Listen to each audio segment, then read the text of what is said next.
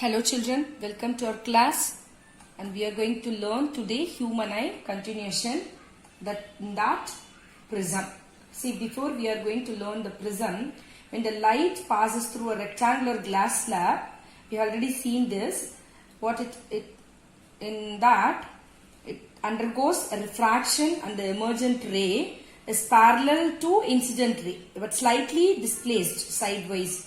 That is nothing but the lateral displacement it occurred, and this is because of the two parallel refractive surfaces of the glass slab. Now let us see how light rays get refracted when a transparent medium has two surfaces inclined to each other at an angle, which is nothing but the prism. The prism, which is nothing but a medium bound by two plane refracting surfaces at an angle to each other. See, this angle, which is called the angle of prism, which is denoted by A. The surface opposite to the angle A is the base of the prism. The line along which the refractive surfaces meet, which is known as refracting edges of the prism. So, a prism has two triangular bases and three rectangular lateral surfaces, right? See, the sectional view we are seeing in the diagram that is cut by the plane at right angles to the refracting edges of the prism, which is called the principal section. So, this ABC, which is represent the principal section of the prism, right? Then, next one we can see activity which is refraction of light through a rectangular glass prism. We will perform this in our school laboratory. Now, just I will read out the steps. Fix a sheet of white paper on a drawing board and place the prism, principal section, a glass prism, and trace ABC. That only the trace the outline. Okay.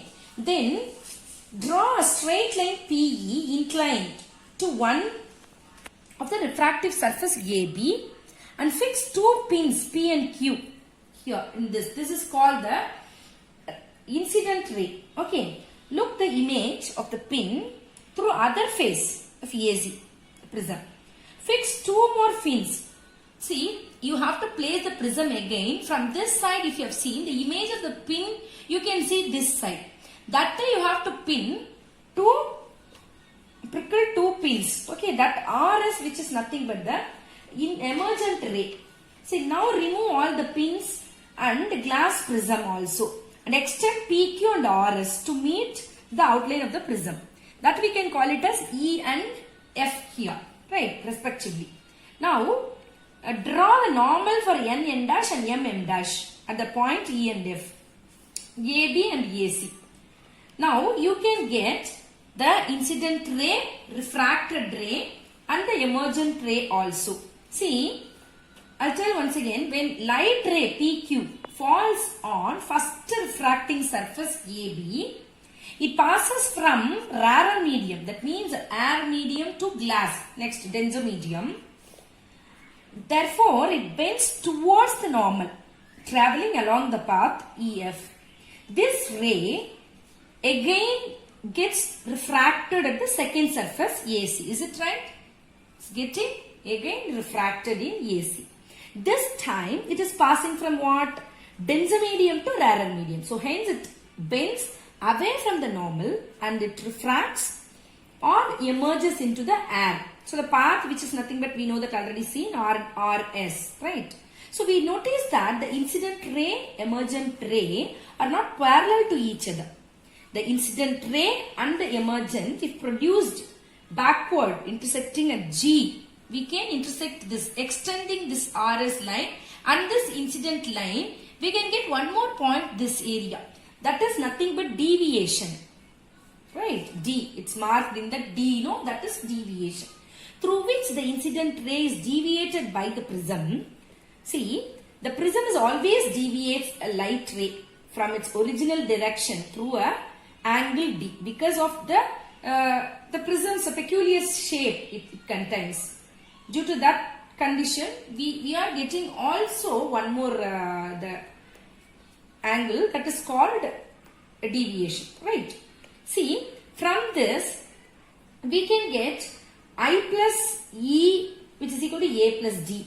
That means angle of incidence plus angle of emergent ray, which is always equal to the angle of prism and angle of deviation. See, angle of deviation, which is directly proportional to angle of prism, and also it's greater than the angle of prism, right? A, which is greater, will be the angle of deviation. If suppose this increase, that will increase. That is called directly proportional. We know that, right, children? The next one is, we can see dispersion of white light.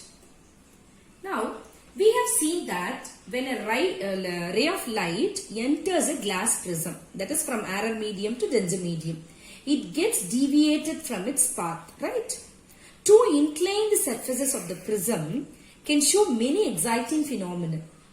See, in 1665, Sir Isaac Newton was the first to discover a very interesting phenomenon, that is, when white light passes through a prism, in addition to bending towards a space, it gets separated into a band of 7 different colors.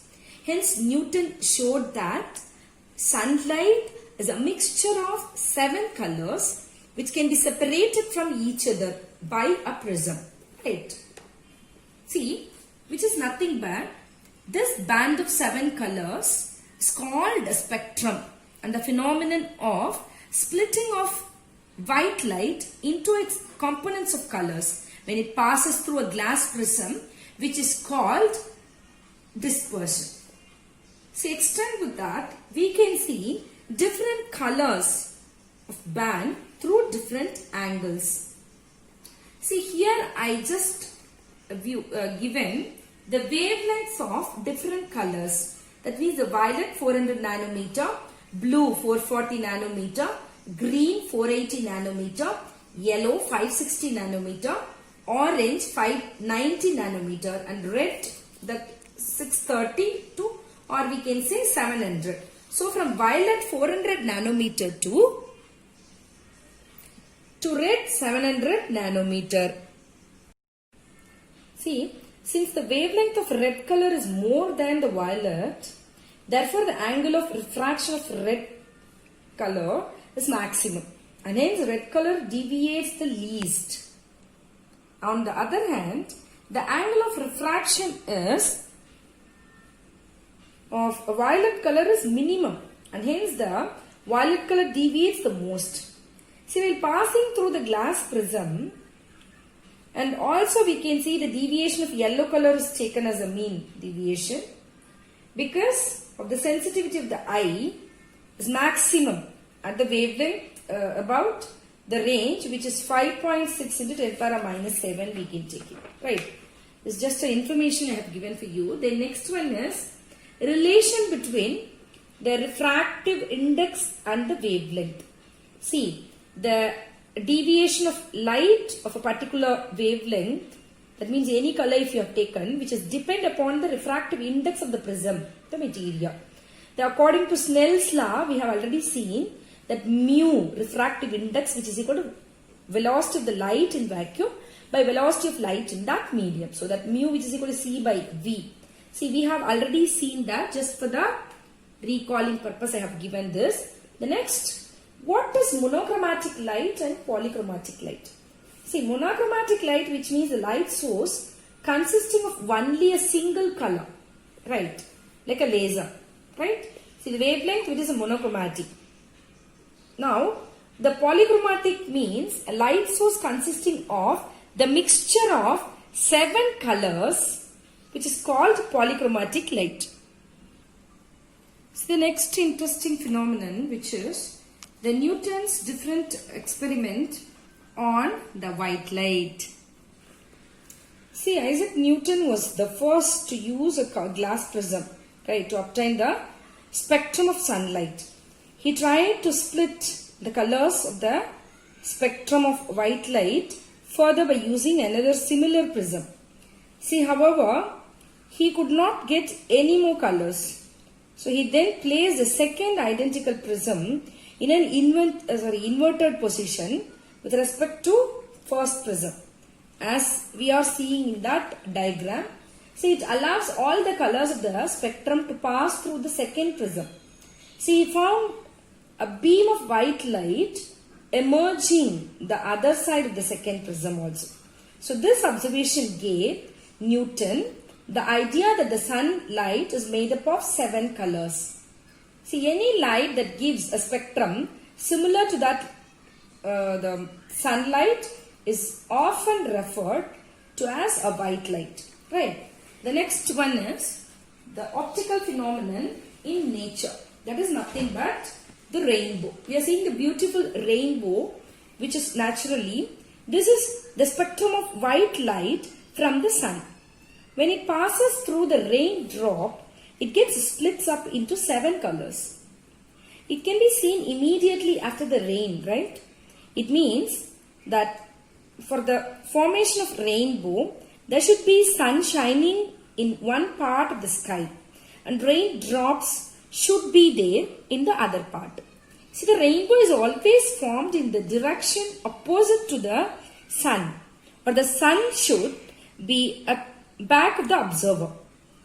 See, the formation of rainbow is a combination of reflection as well as refraction of the light by water droplets in the sky. Here, water droplets behave like a prism.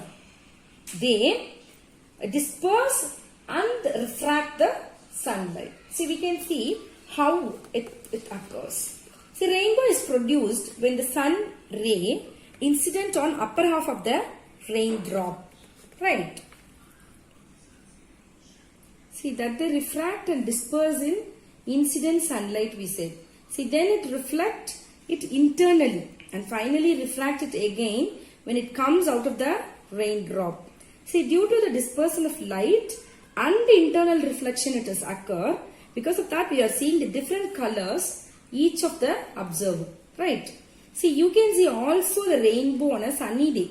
When you look at the sky through a waterfalls or through a water fountain with the sun behind you. Okay. Some of the other interesting phenomenon like atmospheric refraction and all, we can see in that next session. Thank you, children. Have a wonderful day.